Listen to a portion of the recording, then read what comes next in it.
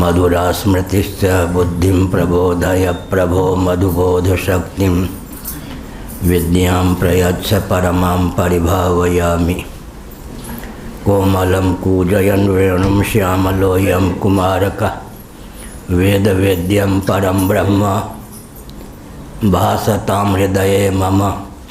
कूजन्तं राम रामेति मधुरं मधुराक्षरम् आरुह्य कविता शाखां वन्दे वाल्मीकिकोकिलं। निगमकल्पतरोर्गलितं फलं शुकमुखादमृतद्रवसंयुतं पिबत भागवतं रसमालयं मुहुरहो रसिका भुवि भावुकाः। क्षणादपि सुनीचेन तरोरपि सहिष्णुना अमानिना मानदेन कीर्तनीय सदा हरि। नारायणाखिल गुरो भगवन् नमस्ते शिवाय नमः शिवलिंगाय नमः। तन्मे मनः शिव संकल्पमस्तु सर्वे भवन्तु सुखिनः। श्री राम जय राम जय जय राम। श्री राम जय राम जय जय राम। श्री राम जय राम जय जय राम।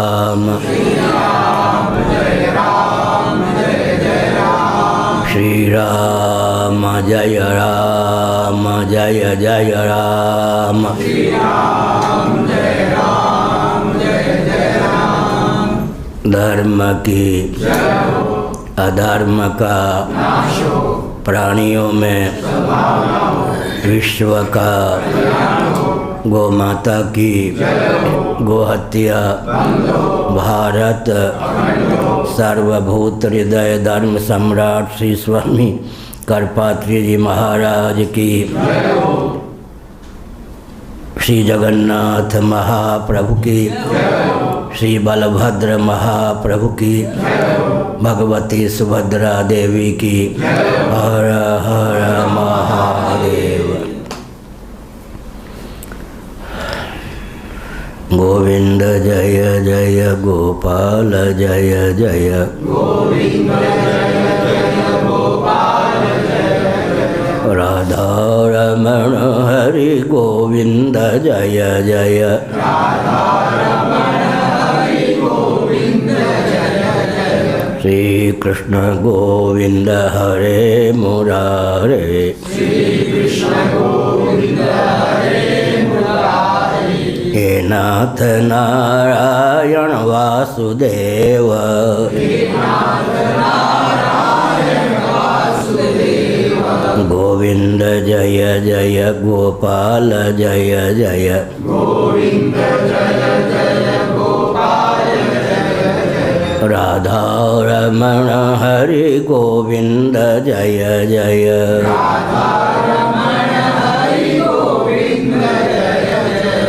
गोविंद जय जय गोपाल जय जय। गोविंद जय जय गोपाल जय जय। राधा रमण हरि गोविंद जय जय। राधा रमण हरि गोविंद जय जय। गोविंद जय जय गोपाल जय जय। गोविंद जय जय गोपाल जय जय। राधा रमण हरि गोविंद जय जय। राधा रमण हरि गोविंद जय जय। श्री वृंदावन विहारी लाल की जय। नमो महादेव्य। शंभो शिव शिव शिव शिव शिव शिव नारायण नारायण नारायण।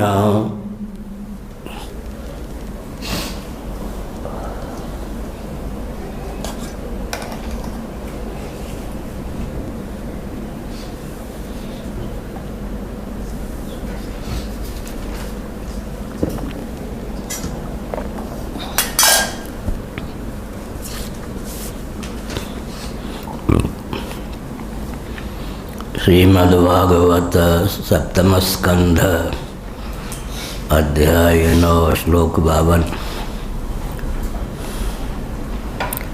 प्रहलाद भद्र भद्रम ते प्रीतोऽहं ते सुरोत्तम वरं वृणीष्वाभिमतं कामपूरोऽस्म्यहं नृणाम्।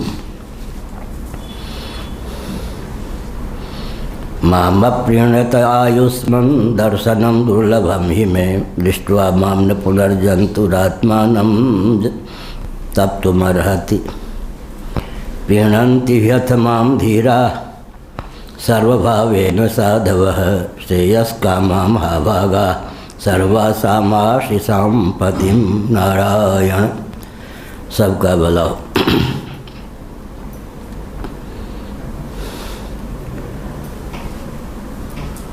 महाभारत श्रीमद्भागवत आदि की शैली है।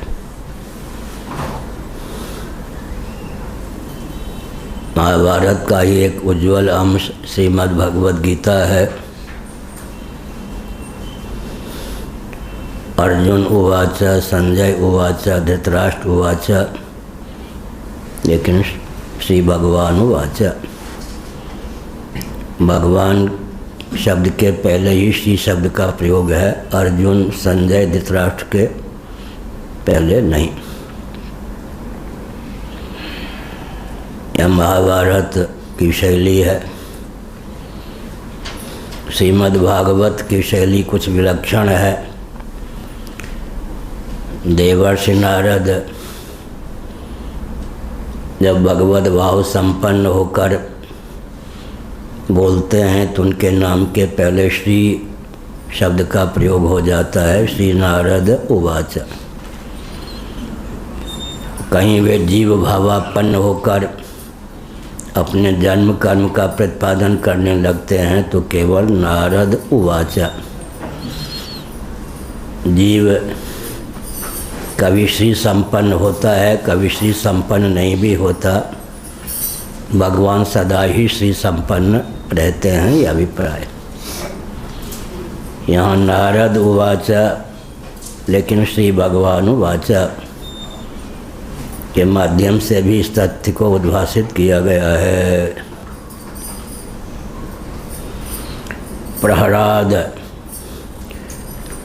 प्रहलाद भी होता है, प्रहराद भी होता है। आह्लाद, आहराद, राद, ह्लाद, ऐसा। यहाँ पाठ है प्रहराद प्रकर्षेण आह्लाद को, आनंद को अभिव्यक्त करने में समर्थ। संबोधन के माध्यम से भी एक अनुपम तथ्य उद्भासित होता है कि हमारा जीवन अपने लिए, अन्यों के लिए भी सुखद सिद्ध हो, आनंदप्रद सिद्ध हो। आजकल हम कहा करते हैं जो तमोगुणी होते हैं उनकी मान्यता होती है लूटो पीटो मौज करो। रजोगुणियों की मान्यता होती है खाओ पियो मौज करो। सात्विक व्यक्तियों की मान्यता होती है जियो जीने दो। शुद्ध सात्विक व्यक्ति की मान्यता होती है सबके प्रिय, सबके हितकर होकर जीवन यापन करो। ऐसा तो आत्मनिरीक्षण करना चाहिए कि किस कोटि का जीवन है। प्रहलाद भद्रम ते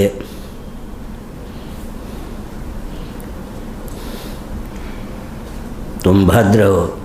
देवरा बाबा को भद्र शब्द बहुत प्रिय था। भद्र जीव कहकर संबोधन करते थे। भद्र जीव भद्र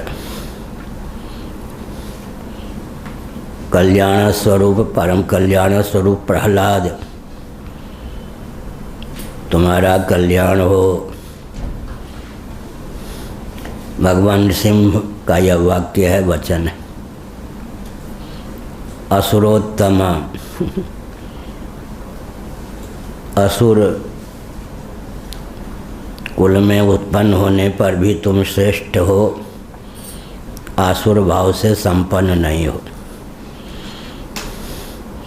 कश्यप जी तो दैवी संपद संपन्न ही सिद्ध हैं, लेकिन हिरण्यकश्यप हिरण्याक्ष असुर, उनका पुत्र होने के कारण प्रहलाद को भी असुर कहा गया, लेकिन असुरों में उत्तम अव्वल दर्जे के उपद्रवी नहीं हैं। असुर होते हुए भी, असुर कुल में उत्पन्न होने पर भी तुम्हारा जो आचार विचार है संयम संपन्न है, दैवी संपत्ति संपन्न मनुष्यों के लिए भी अनुकरणीय है, यह अर्थ हुआ। वरम वृणीस्व अभिमतम, जो वर चाहते हो मांग लो। अभिमत, इच्छित वर मुझसे मांग लो।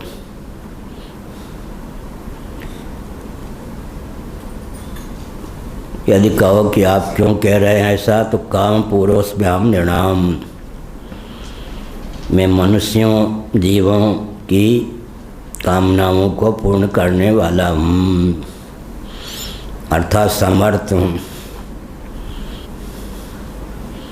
समर्थ से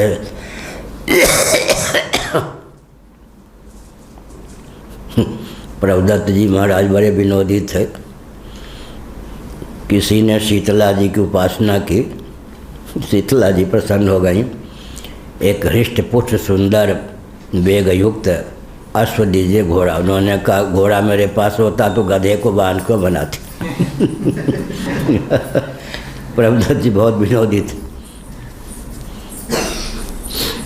तो यहाँ है काम पूर्वस में हम निर्णाम, मैं जीवों की कामनाओं को पूर्ण करने वाला हूँ, समर्थ हूँ। कामना के विषय तो लौकिक उत्कर्ष, पारलौकिक उत्कर्ष और परमात्म तत्व की प्राप्ति का मार्ग प्रशस्त, तीनों में कोई एक हो ही सकता है। लौकिक उत्कर्ष पारलौकिक उत्कर्ष को वैशेषिक दर्शन के दूसरे सूत्र के अनुसार अभ्युदय कह देते हैं, और परमात्मा की प्राप्ति का मार्ग प्रशस्त करना निश्रेयस है, उसी को भोग और मोक्ष कहते हैं। भगवान के अर्थ भक्त भी होते हैं, अर्थार्थी भी होते हैं, जिज्ञास भी होते हैं, ज्ञानी भी होते हैं। ज्ञानी च भरतर सभा, चकार से मधुसूदन सरस्वती जी ने पंचम पुरुषार्थ में आस्थानित प्रेमी भक्त भी होते हैं।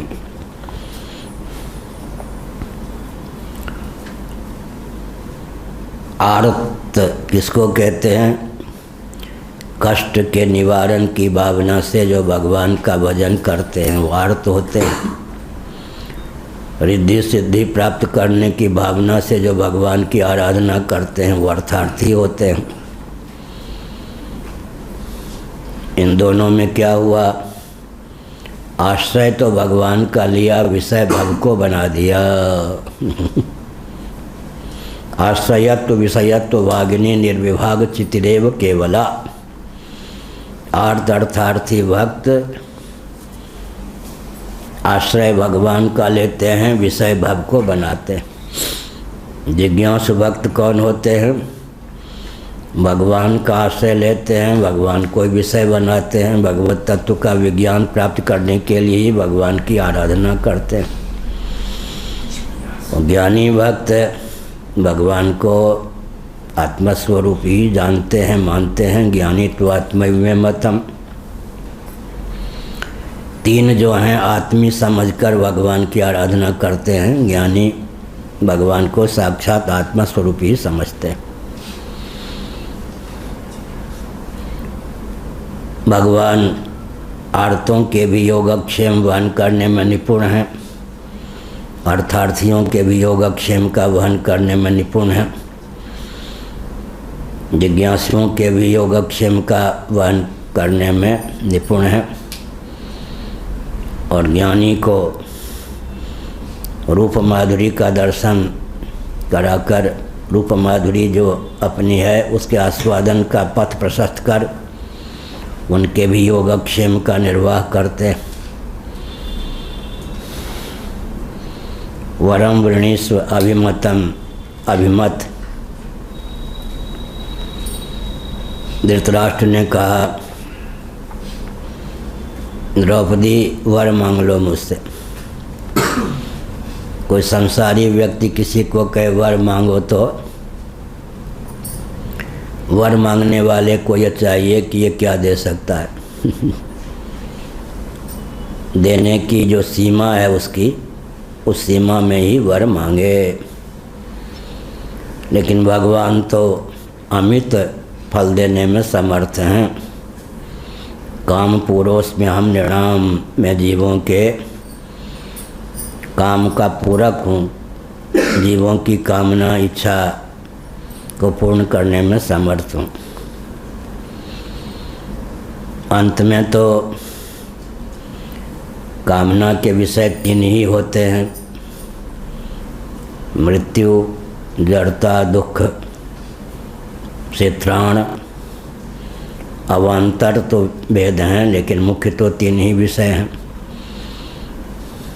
मृत्यु, जड़ता, दुख से अतिक्रांत होकर जीव रहना चाहता है। असतो माँ सद्गमय तमसो माँ ज्योतिर्गमय मृत्योर्मामृतम गमय।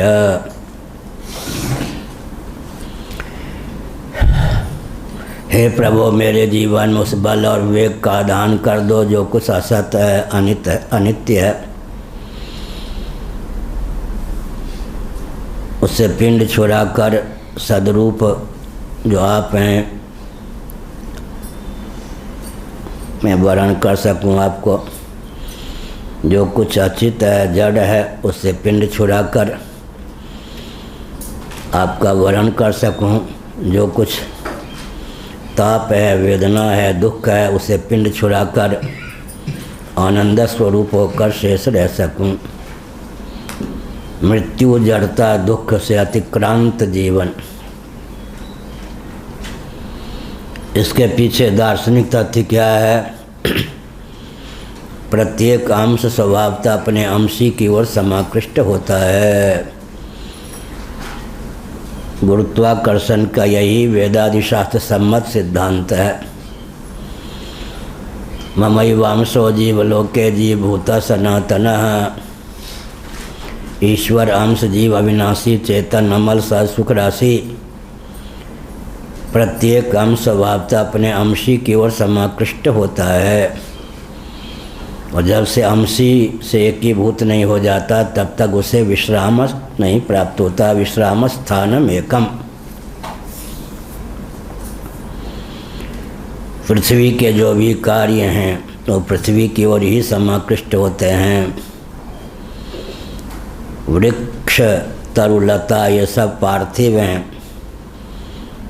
इनसे संलग्न पत्र, पुष्प, फल इत्यादि उद्गम स्थान से च्युत होकर अपने अंशी सदृश पृथ्वी की ओर ही समाकृष्ट होते हैं। जल की धारा निम्नगामिनी होती है, समुद्र की ओर ही समाकृष्ट होती है। अग्नि की ज्वाला नभोमंडल में सन्निहित आदित्य की ओर ही समाकृष्ट होती है। वृष्टि प्राण पवन समष्टि प्राण पवन से तादात्म्यपन्न होकर स्थित रहने के लिए ही उतारू रहता है। प्रत्येक अंश स्वभावतः अपने अंशी की ओर समाकृष्ट होता है। तो जीवों के आकर्षण के केंद्र जीवन धन जगदीश्वर ही हो सकते हैं। यद्यपि जीव भी सच्चिदानंद ही है लेकिन अविद्योपाधिक होने के कारण अपनी सदरूपता, चिद्रूपता, आनंद रूपता को अनादिकाल से भूला हुआ है। अज्ञान अनादि होने पर भी शांत है, तत्वज्ञान से उसका शमन हो जाता है। और तत्वज्ञान जो है शादी होने पर शांत है का अर्थ क्या होगा? तत्वज्ञान होने के बाद नष्ट हो जाएगा। इसका अर्थ क्या हुआ? जब जीवन मुक्त देह त्याग करेगा तो आत्मा स्वरूप होकर ही शेष रहेगा, विद्या की भी निवृत्ति हो जाएगी। स्व पर विरोधिनी चरम वृत्ति है, ऐसा वेदांत शास्त्रों में कहा गया है। स्व पर विरोधिनी, स्व पर विरोधिनी का अर्थ क्या है? दूसरे को शांत करके स्वयं भी शांत हो जाए। उष्ण तवे पर पानी का छींटा डालें, वो पानी का जो अंश है स्व पर विरोधी है। तवे की तप्तता, उष्णता को शांत करके वो जल बिंदु स्वयं भी शांत हो जाए, स्व पर विरोधी।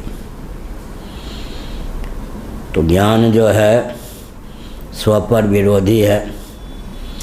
अज्ञान को शांत करके स्वयं भी बना रहे तो उसको भी बाधित करने के लिए ज्ञानांतर चाहिए। तो आत्माश्रय अन्योन्याश्रय चक्र कन्वस्था दोष की प्राप्ति होगी।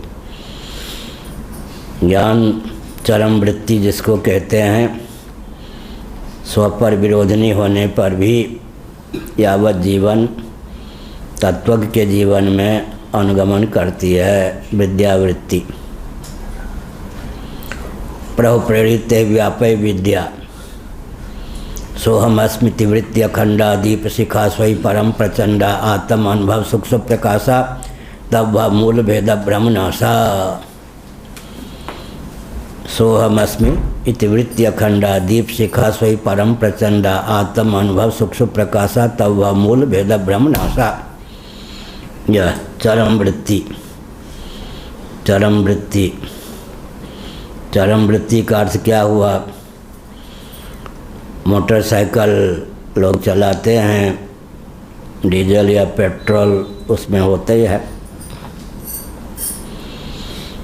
कभी कभी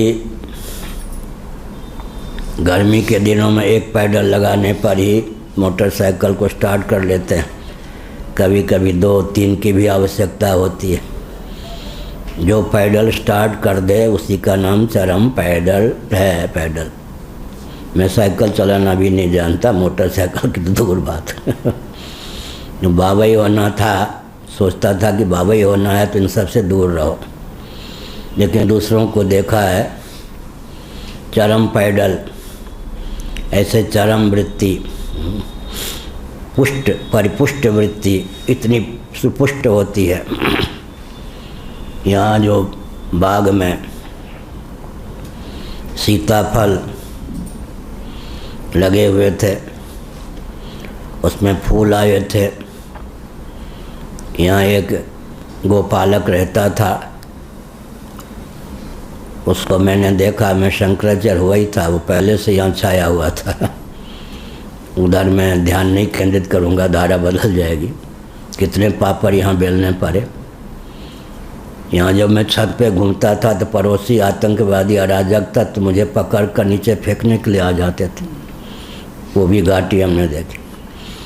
यहाँ कोई यात्री आता था तो उसके कपड़े यहाँ से उठा के ले जाते थे। उस आतंकवाद की स्थिति में ये मठ मुझे मिला। जो यहाँ के पहले के कार्यता धरता थे, उन्होंने आतंकवादियों को बहका भी दिया कि पुरानी कीर्ति पर पानी न फेर दे, मैंने अकीर्ति को कीर्ति के रूप में परिणत न कर दे। बहुत पापड़ बेलने पड़े, लेकिन हमने संकेत किया। चरम पैडल का अर्थ क्या होता है? जो पैडल मोटरसाइकिल को स्टार्ट करने में समर्थ हो। तो यहाँ हमने देखा कि फूल तोड़ रहा है, सीताफल जिसको बोलते हैं, मैथिली में कदीमा बोलते हैं। मैंने कहा जब फूल ही तोड़ लोगे तो फल कहाँ से लगेगा? उसने मुस्कुरा के कहा कि शंकराचार्य जी, 2 प्रकार के फूल होते हैं। एक फूल जिससे फल निकलता है, एक प्रकार के वो फिर फूल होते हैं जिनसे फल निकलता है। एक फूल जो कालांतर में स्वयं सूख जाते हैं, फल देने की क्षमता उनमें नहीं होती। मुझे पहचान है कि कौन से फूल फल देंगे, कौन से फूल फल दिए बिना शांत हो जाएंगे। हमने मन में समझा कि ये भी गुरु हो गया। शिक्षा जिससे मिल जाए। हमने कहा अच्छा। तो जैसे सीताफल में 2 प्रकार के फूल होते हैं, एक प्रकार का फूल हुआ जिससे फल भी निकलेगा, एक प्रकार का फूल ही फूल है, उसको तोड़ के सब्जी बना लेते हैं, कोई आपत्ति नहीं। तो भगवान जो हैं आर्त भक्तों के भी योगक्षेम वहन करने में समर्थ हैं, अर्थार्थियों के भी योगक्षेम वहन करने में समर्थ हैं, जिज्ञासुओं के भी योगक्षेम वहन करने में समर्थ हैं, और तत्वज्ञ को आत्मस्वरूप ही मानते हैं। कदाचित तत्वज्ञ भगवान की रूप माधुरी आदि से प्रभावित हो जाएं तो मधुसूदन सरस्वती की तरह वो कहने लगते हैं, दासी कृता गोप वधू बिटेना। ऐसा। तो 5 प्रकार के भक्त तुलसीदास जी और मधुसूदन सरस्वती जी दोनों एक ही समय काशी में रहते थे, समय समय पर मिलना जुलना भी होता था। इसलिए दासी कृता गोप वधू बिटेना पंचम पुरुषार्थ मधुसूदन सरस्वती जी ने ज्ञानी च भर्तर सभा चकार से पंचम पुरुषार्थ को लिया। धर्म न अर्थ न काम रुचि गति न चाहो निर्वाण जन्म जन्म रति राम पद यह वरदान। तुलसीदास जी ने भी पंचम पुरुषार्थ का वर्णन कर दिया। तो मधुसूदन सरस्वती जी का प्रभाव तुलसीदास जी के साहित्य पर, ग्रंथ पर पर्याप्त है। ऐसी भी प्रसिद्धि है कि समय समय पर मधुसूदन सरस्वती जी महाराज के प्रवचन को तुलसीदास जी सुनते भी थे। आनंद कान्य यस्मिन रामचरितमानस पर यह सम्मति तुलसीदास जी को कहाँ से प्राप्त हुई? मधुसूदन सरस्वती जी से। आनंद कानन किसका नाम है? वाराणसी काशी का। तुलसीदास नामक एक व्यक्ति जंगम तुलसी के रूप में विचरण कर रहा है। उसकी कविता रूपी जो मंजरी है उस पर लट्टू होकर राम जी भ्रमर हो करके घूमते हैं, मर्राते हैं। राम भ्रमर भूषिता। माम प्रीणत आयुष्मान दर्शनम दुर्लभम ही में दृष्ट्वा माम न पुनर्जंतुरात्मानम तंतु तब तुमर्हति। काम पुरुष में हम निर्णाम, मैं जीवों की इच्छाओं को पूर्ण करने वाला हूँ।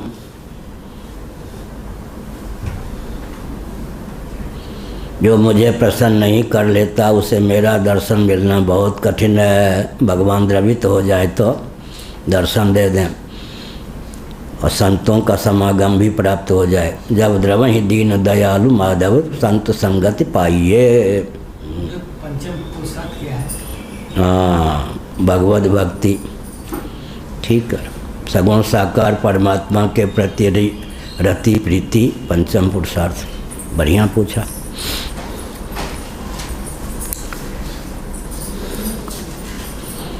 आयुष्मान, हाँ उधर ही बैठ जाइए।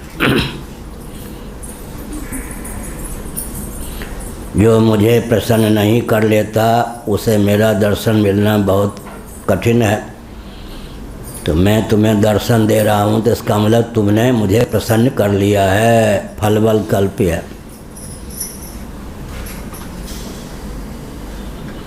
लेकिन दृष्ट्वा माम न पुनर्जंतुरात्मानम तब तुमर्हति। जब मेरा दर्शन सुलभ हो जाता है तो किसी प्राणी को, जीव को, मनुष्य को किसी प्रकार के ताप की प्राप्ति नहीं होती, संतप्त नहीं होता, ताप से अतिक्रांत हो जाता है।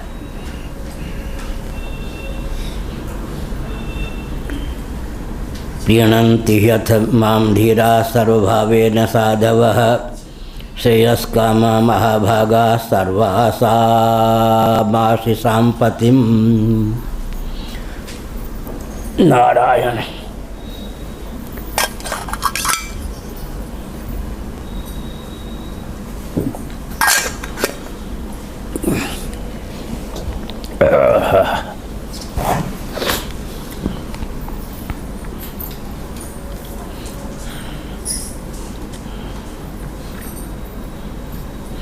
सर्वासाम आशीषाम पतिम, सबकी कामनाओं को, सबके मनोरथों को पूर्ण करने वाला मैं हूँ। इसलिए जो संत होते हैं, महापुरुष होते हैं, सतपथ के अनुगामी होते हैं, सर्वतोभावेन संयत होकर अपनी समस्त वृत्तियों से मुझ कमनीय वर्णीय सच्चिदानंद स्वरूप सगुण साकार भगवान को प्रमुदित करने के लिए, प्रसन्न करने के लिए ही यज्ञ करते हैं। यज्ञम यज्ञेन उपजुह्वति, पुरुष सूक्त और गीता का 4था अध्याय। सबसे ऊंचा यज्ञ क्या है?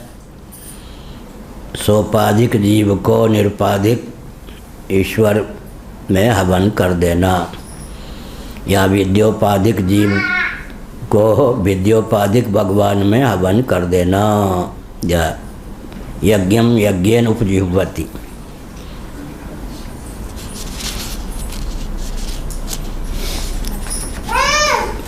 हाँ ठीक है, समर्थन कर रहा है, अच्छा ही तो है। वहीं से हाँ ठीक, मुट्ठी मत खोलना।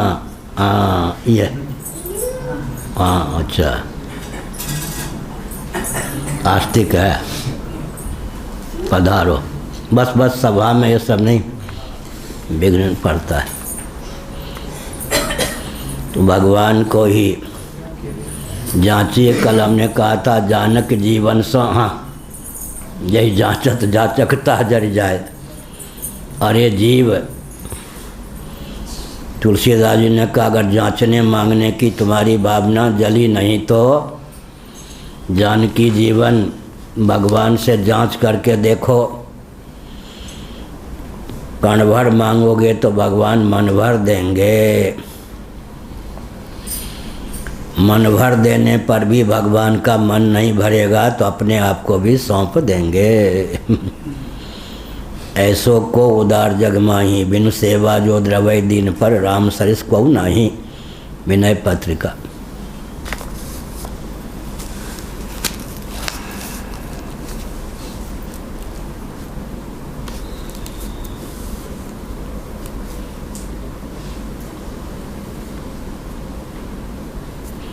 अब प्रहलाद के धैर्य का वर्णन करते हैं अपने ही शिष्य के धैर्य का नारद जी। एवं प्रलोभ्यमानोपि वरैर्लोक प्रलोभनैः, एकांतित्वाद् भगवति नैषत्वानसुरोत्तमः।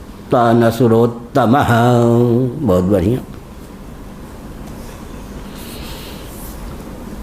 असुर कुलभूषण प्रहलाद जी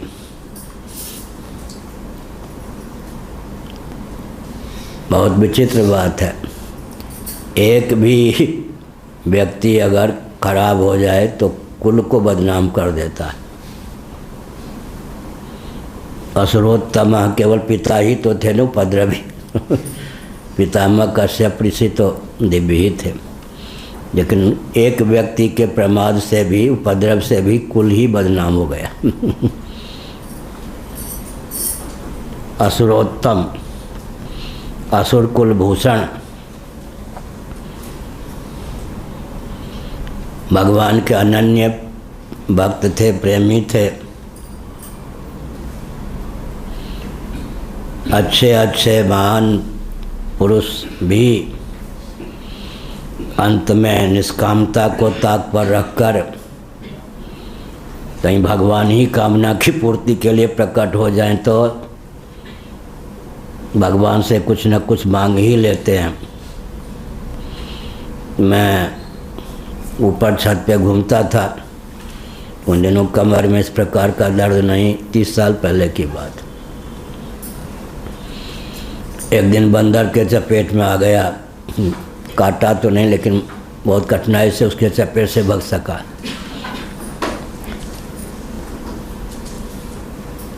लेकिन और दिल्ली की बात भी हो सकती है, यहाँ की भी।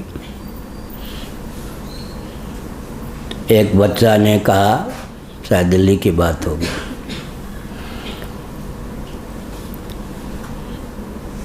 महाराज हमको कोई ऐसा मंत्र दो ये जितने लोग पतंग उड़ाते हैं ना, ऐसा मंत्र दो सबके पतंग को काट लूँ, अपने पास ले आओ क्या अब बच्चा मांगे तो क्या मांगेगा उसने कहा एक ऐसा मंत्र बताओ ये जितने पतंग उड़ाने वाले हैं सबके पतंग को काट कर अपने हाथ में ले लूँ, हथिया लूँ। या वो तो सोचता था कोई मंत्र इनके पास होगा, ये सिद्धि मिल जाएगी। अपनी सीमा में ही तो व्यक्ति वर मांग सकता है। प्रहलाद जी भगवान के अनन्य प्रेमी थे, भक्त थे।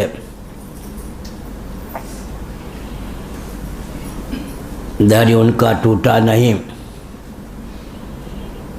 भगवान के द्वारा प्रलोभन प्राप्त होने पर भी भगवान से कुछ मांगने की इच्छा उनके हृदय में उदित नहीं हुई। एवं प्रलोभ्यमानोपि वरैर्लोक प्रलोभनैः एकांतिकत्वाद् भगवति नैच्छत्ता नसुरोत्तमः। असुरों में उत्तम।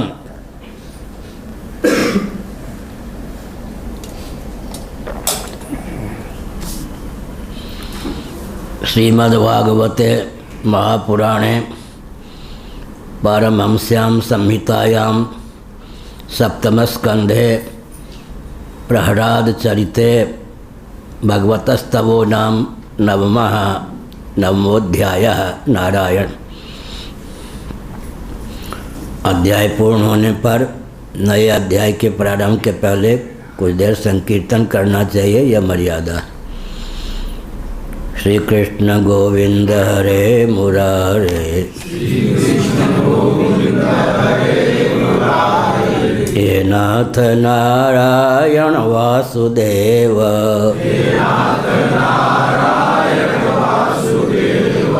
श्री कृष्ण गोविंद हरे मुरारे,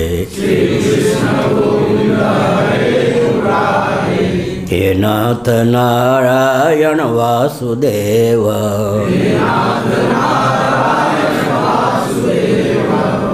आखिर प्रहलाद जी ने कयाधु अपनी माँ के गर्भ में निवास करते हुए भी देवर्षि नारद के उपदेश को आत्मसात कर लिया था। कायाधव, कयाधु से उत्पन्न। प्रहलाद जी की माता का नाम कयाधु। गर्भ में ही अपने सहपाठियों को दिव्य ज्ञान का उपदेश दिया। सहपाठियों ने कहा कि विद्यालय में तो धर्म और अध्यात्म की शिक्षा प्रतिबंधित है, तुम्हारे पिता के कारण हमारे सहपाठी हो, फिर इस प्रकार का उपदेश तुमको कहाँ से सुलभ हुआ। षंडामर्क गुरुजी एक दिन विलम्ब से आए, नहीं आए। अवसर मिल गया प्रहलाद को अपने सहपाठियों को समझाने का। प्रहलाद ने कहा बस अपनी माँ कयाधु के गर्भ में था,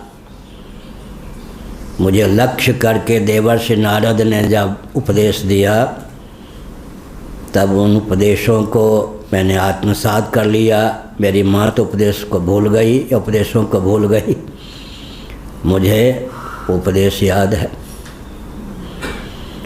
सुभद्रा जी के गर्भ में अभिमन्यु थे।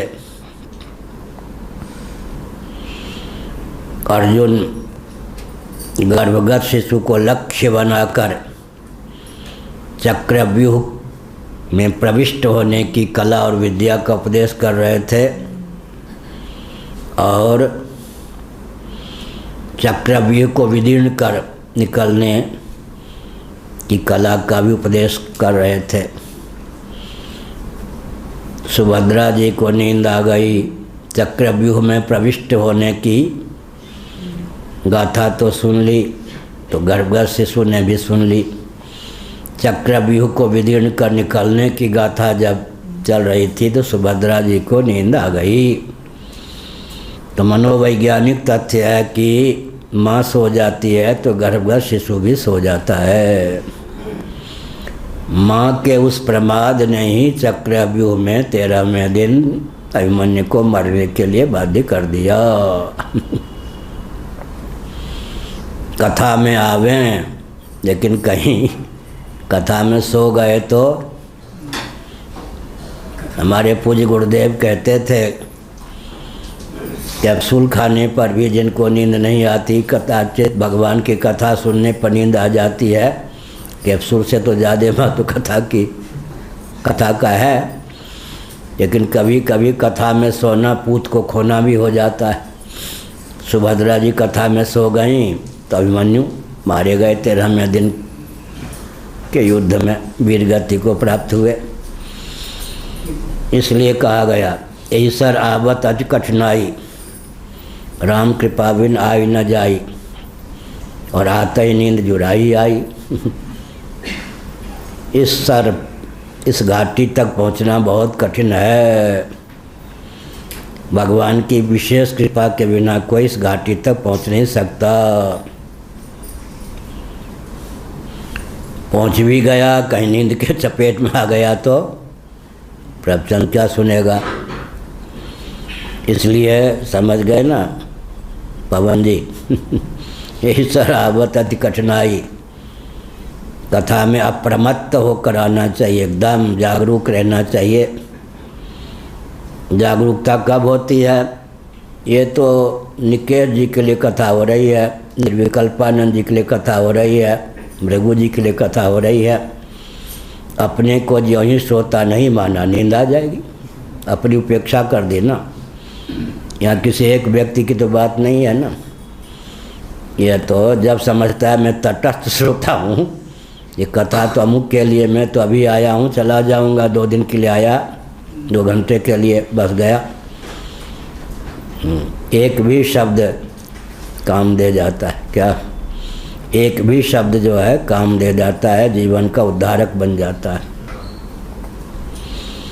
फिर समस्त वेदादि शास्त्रों का तात्पर्य जिसके जीवन में प्रतिष्ठित है, सो नर तुम्हें समान रघुराया, उसके जीवन में तो भगवान के स्वरूप स्वभाव का अवतरण होता है।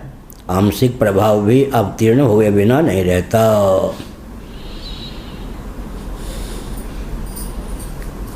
अब नारद जी का क्या काम है,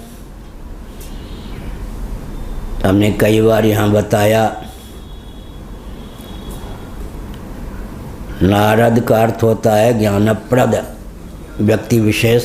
ब्रह्मा जी के मानस पुत्र हैं। नार माने ज्ञान और दो माने देने वाला। ज्ञान संपन्न होकर ज्ञान देने में जो दक्ष हों। हास्य रस में नैमिष के महात्मा कहते थे, जिनका दर्शन रद न हो, अमोघ दर्शन हो, नारद जी मिल गए तो मनोरथ की सिद्धि होगी। चलो ये भी सही। नारद उर्दू का शब्द नहीं है, लेकिन भाव तो अच्छे खींचा उन्होंने। जिनका दर्शन रद व्यर्थ न जाए, अमोघ दर्शन। यह मुंडक उपनिषद का अध्ययन कीजिए। उसमें क्या लिखा, गीता प्रेस से हिंदी अनुवाद सहित प्रकाशित है।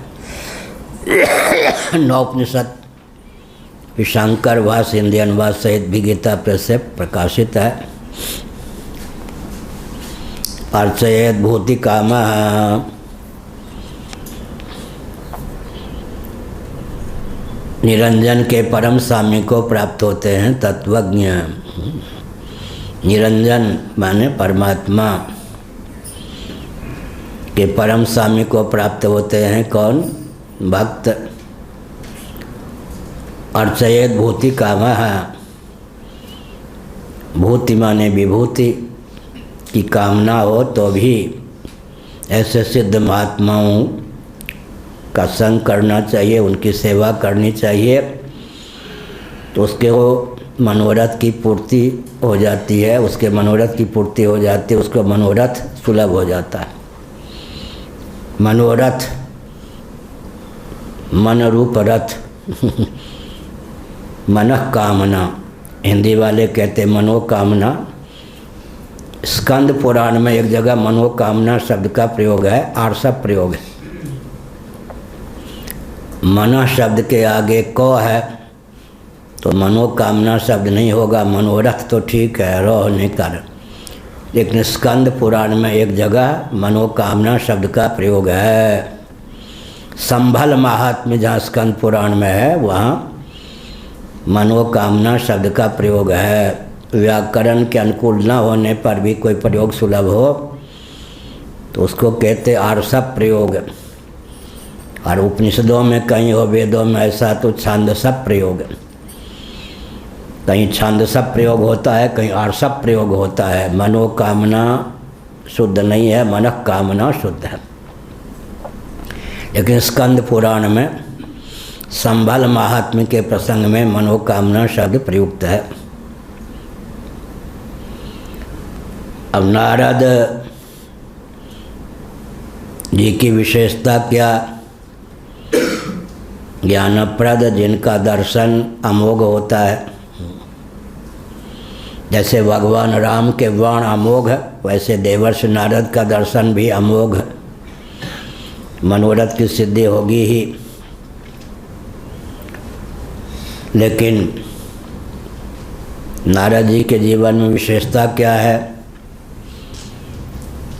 कंस भी उनको पूछते हैं और श्री कृष्ण भी पूछते हैं, प्रहलाद भी पूछते हैं और हिरण्यकशिपु हिरण्याक्ष भी पूछते हैं। चापलूसी के बल पर नहीं, योग्यता के बल पर सब जगह पूजित होते हैं देवर्षि नारद।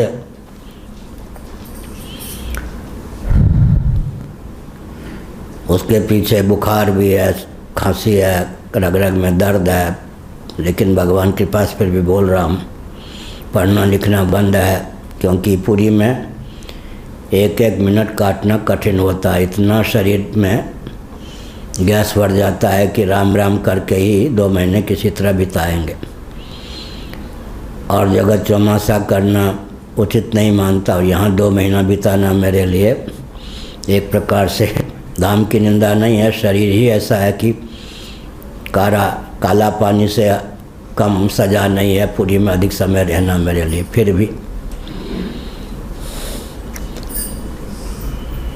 तो इतना महत्व देना चाहिए कि मैं इतना कष्ट सह करके बोलता हूँ, समझ गए?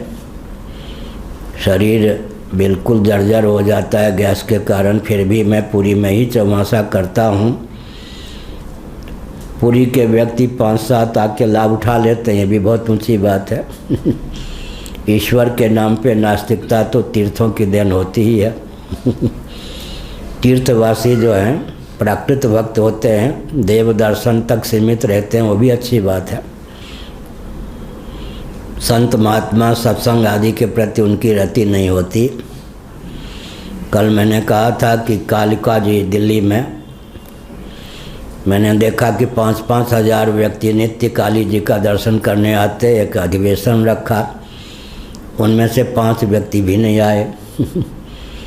वो व्यर्थ समझते हैं, प्राकृत भक्त होते हैं क्या? अर्चा विग्रह देव मूर्ति तक उनकी निष्ठा होती है, सत्संग आदि में निष्ठा नहीं होती। कहाँ लिखा है? श्रीमद् भागवत 11वां स्कंध। अर्चाया में भरे पूजा में श्रद्धे हते न तद भक्तेषु चान्येषु सभक्तः प्राकृत स्मृतः। मध्यम कोटि के भक्त कौन होते हैं? ईश्वरे तदधीनेषु बालिशेषु द्विषस्तु च प्रेम मैत्री कृपोपेक्षा यह करोति स मध्यमा। ईश्वर के प्रति प्रेम, भगवत भक्तों के प्रति मैत्री, साधन पथ पर जो अग्रसर होना चाहते हैं उन पर कृपा, दुष्टों से भिड़ने की आवश्यकता नहीं, उनकी उपेक्षा। नारद जी में क्या विशेषता है? सबको आत्मा स्वरूप समझते हैं, सबको आत्मीय समझते हैं, लेकिन स्वस्थ क्रांति को उद्भाषित करने के पक्षधर रहते हैं। व्यासपीठ, गुरुगद्दी और शासन तंत्र, राजतंत्र अराजक तत्वों के हाथ में न चला जाए। कोई नृप हो हमें कहानी चेरी छारी न हो, वही हूँ रानी। लेकिन पूज्य गुरुदेव कहते थे कि कई नहीं, ये कौन थी? मंथरा। कोई नृप होए, मंथर बुद्धि में मंद, कोई नृप होए। अगर मंथरा को भी कह दिया जाता राम जी और भरत जी की बात तो तुम करती हो, कहीं रावण अयोध्या का राजा हो जाए तुम्हें पसंद होगा? ना, मैं नहीं सहूँगी। कुछ गुरुदेव कहते थे कोई नृप होए का मतलब राम जी हों या भरत जी हों, मैं तो दासी की दासी रहूँगी, लेकिन रावण का राज्य हो जाए अयोध्या में, वो मंथरा को भी पसंद नहीं। तो देवर्षि नारद की विशेषता क्या? सबको आत्मा स्वरूप समझते हैं, सबको आत्मीय समझते हैं और स्वस्थ क्रांति के उद्भाषक होते हैं। एक श्री राम नरेशाचार्य जी, अब केवल नाम ही सुनाई पड़ता है, वो भी नहीं सुनाई पड़ता, काशी में है। श्री रामानंदाचार्य जी माने जाते हैं। हम लोगों के पास आते थे तो चहल पहल खूब होता था, अब सब सिद्ध होने पर तो वो कहते थे मुझको चिढ़ाते हुए, भूमिहार कुलभूषण वो समझ गए ना। वो मुझको चिढ़ाने के लिए क्या कहते थे मालूम है? मैं तो कांग्रेसी हूँ महाराज, जिन प्रांतों में कांग्रेस की सरकार होगी वहाँ पुज जाऊँगा, केंद्र में कांग्रेस की सरकार होगी तो पुज जाऊँगा। आप तो किसी दल के नहीं हैं, जहाँ जाएंगे ठोकर, आपको भोजन भी मिल जाए बहुत कठिन। तो हमने कहा इतिहास की रचना ऐसे थोड़े होती है क्या? समझ गए? इतिहास की रचना कैसे होती है? हम क्या वाक्य बोला करते आजकल इतिहास के बारे में? अन्यों के लिए जो असंभव हो, अन्यों के लिए जो असंभव हो वह जिसको संभव दिखे, उसे जो संभव करके दिखा दे, वही उज्ज्वल इतिहास की रचना करता है। अंग्रेजों का भारत से बाहर जाना अन्यों के लिए असंभव था। जिन मनुष्यों के लिए संभव था उन्होंने इतिहास की रचना कर दी। अन्यों के लिए जो असंभव हो उसे जो संभव करने की भावना रखते हों, दमखम से युक्त हों, वही तो इतिहास की रचना करते हैं। नहीं तो जब जैसी वये वायार पीठपुन तैसी कीजिए गिरधर कबीराय। अब नारद उवाच, नारद जी की महिमा हमने क्या कही? सबको आत्मा स्वरूप समझते हैं, सबको आत्मी समझते हैं। व्यासपीठ और शासन तंत्र अराजक तत्वों के हाथ में चला जाए कभी सह नहीं पाते। दोनों दैवी संपत्ति संपन्न व्यक्ति के हाथ में हो और दोनों में सैद्धांतिक सामंजस्य हो, इसके पक्षधर देवर्षि नारद हैं।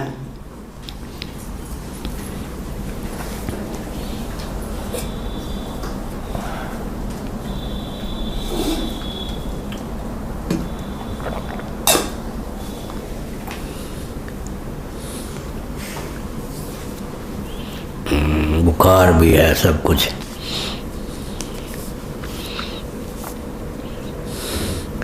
नारद उवाच भक्ति योगस्य तत्सर्व मंत्रायतयार्भकः मन्यमानो ऋषिकेशं स्वयमान उवाच।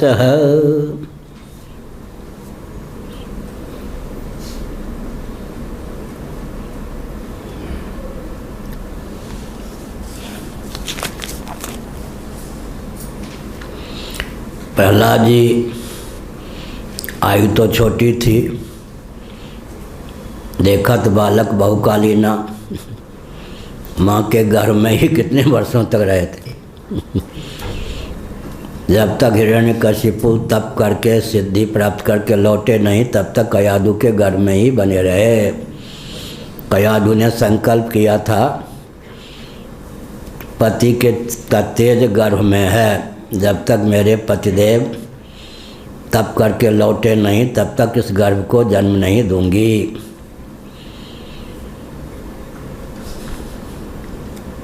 नृसिंह पुराण इत्यादि का अध्ययन करने पर यह तथ्य भी उद्भासित होता है कि देवताओं ने हिरण्यकशिपु के तप में विघ्न डालने के लिए पक्षी आदि का रूप धारण करके जब वन में हिरण्यकशिपु तप कर रहे थे, भगवान का नाम लेकर उड़ना प्रारंभ किया। भगवान नाम के श्रवण से उनका मन उचट जाता। मन में भगवान नाम समा गया, मनोनिष्ठ हो गया भगवान नाम। उसी दशा में तप को छोड़कर आए।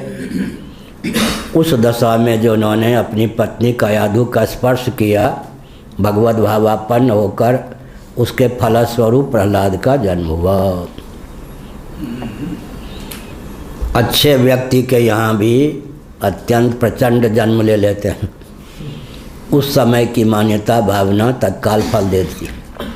बुरे व्यक्ति के यहाँ भी, हिरण्यकशिपु के यहाँ भी प्रहलाद जन्म लेते हैं, सदा तद्भाव भाविता। प्रहलाद ने समझा अंतराय है, अर्भका, बालक होने पर भी सोचा भगवान ही क्यों न वरदाता हूँ, उनसे भी वर मांगेंगे तो प्रेम भक्ति में विघ्न ही सिद्ध होगा।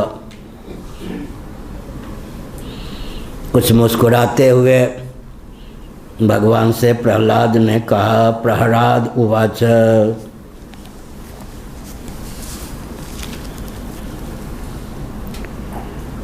मां प्रलोभयोत्पत्त्यासक्तं कामेषु तैर्वरैः तत्संग भीतो निर्विण्णो मोक्षस्त्वामुपाश्रितः।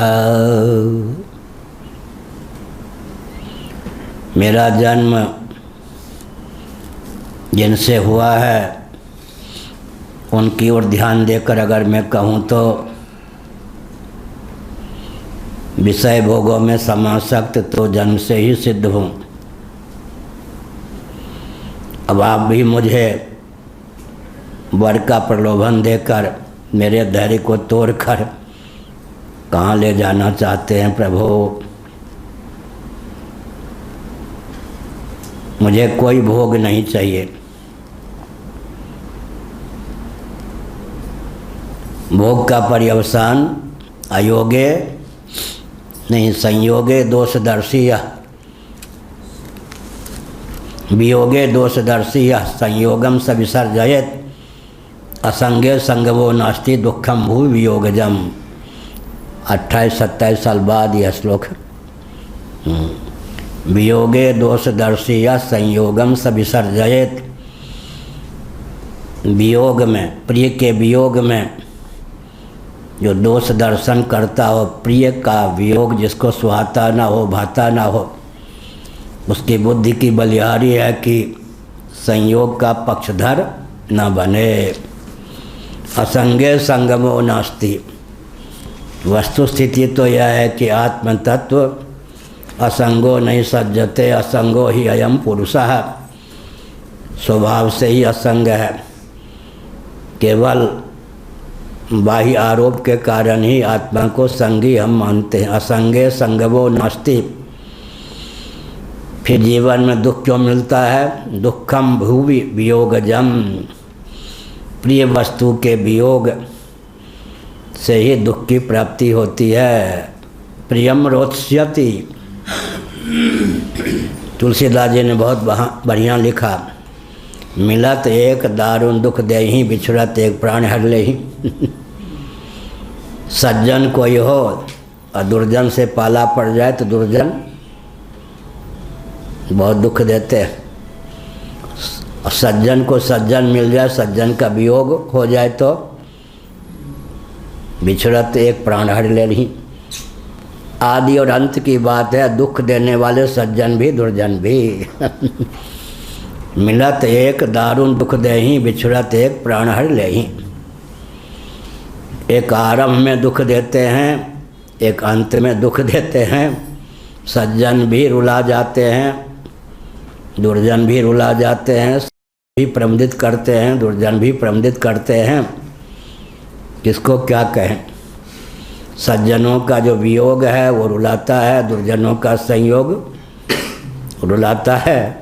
दोनों ही तापप्रद हैं। मिलत एक दारुण दुख देही, बिछड़त एक प्राण हरि ले ली। इसलिए प्रहलाद जी की ने जो स्तुति की, भगवान से कहा कि आप मेरे धैर्य को च्युत मत कीजिए, वर देने का प्रलोभन देकर कहीं मैं फिसल न जाऊं। तो फिर एक व्यक्ति ने कहीं कहा 28-29 साल पहले, अवश्य ही शंकराचार्य की उपासना फलीभूत हो गई। इन्होंने उपासना की होगी, उसके फलस्वरूप ये शंकराचार्य पद पर प्रतिष्ठित हुए। चाहता तो मैं भी था लेकिन नहीं हो पाया।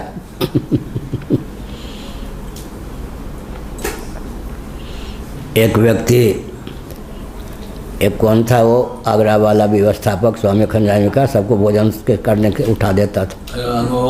अनुभवानंद था एक कोई। हाँ, यहाँ भी कोई अनुभवानंद है क्या? नहीं तो ठीक है। तो एक व्यक्ति आ गया, संत, सच्ची घटना है। स्वामी खंडानी महाराज उन दिनों बम्बई थे। उनके सामने तो कोई किसी को उठाना नहीं था, उनकी अनुपस्थिति की बात थी। पंक्ति में बैठा, ए बाबा उठो। उसने कहा चाहे मारो चाहे कुछ करो, भोजन किए बिना नहीं रहूँगा। लोगों को आश्चर्य हुआ। उसने फिर क्या कहा, इस आश्रम का जो भोजन कर लेता है उड़िया बाबा जी से संबद्ध, वो शंकराचार्य जरूर बनता है। तो उसने उदाहरण दे दिया, शांतानंद जी को देखो, स्वरूपानंद जी को देखो, विष्णुदेवानंद जी को देखो, वासुदेवानंद जी को देखो, निश्चलानंद जी को देखो, चिन्मयानंद जी को देखो। इस आश्रम में जो भोजन कर लेता है वो शंकराचार्य अवश्य होता है। तुम लात मारो या कुछ, आज तो भोजन किए बिना उठूंगा नहीं। मुझे ही कहा था। अच्छा, आपको ही कहा था? लो, अच्छा हुआ गवाह। यह है, तो हमने संकेत किया। क्या संकेत किया? मिलत एक, सज्जन और दुर्जन दोनों ही कष्ट देते हैं। सज्जन को दुर्जन मिल जाए तो कष्ट होता है, दुर्जन का वियोग हो जाए तो चला, बाधा कट गई। और कहीं सज्जन का वियोग हो जाए तो बहुत कष्ट होता है। श्री राम जय राम, जय जय राम। धर्म की अधर्म का प्राणियों में विश्व का, गौ माता की, गो हत्या, भारत, सर्वभूत हृदय धर्म सम्राट श्री स्वामी करपात्री जी महाराज की, श्री जगन्नाथ महाप्रभु की, श्री बलभद्र महाप्रभु की, भगवती सुभद्रा देवी की। हर हर। अब वहीं तक आके जिनको पादुका के पास आना हो आके दर्शन करें। मैं 2